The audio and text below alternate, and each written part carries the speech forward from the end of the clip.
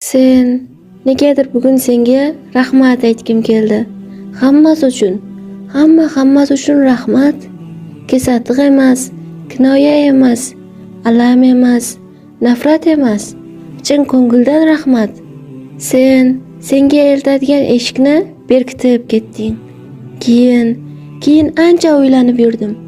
Aybni o'zimdan izladim, siqildim. Qayerdadir haddan oshdim. Yig'ladim. Bir lahza atrofga qarasam, qanchalar eshiklar bor ekan men uchun ochilgan. O'z eshigingni yopib, boshqa ochiq eshiklarning qanchalar ko'pligini ko'rsatding. Hayotim butkul sen sabab o'zgardi. Rahmat. Boshingga kelgan musibatdan ming xayr izla deganlari shudir.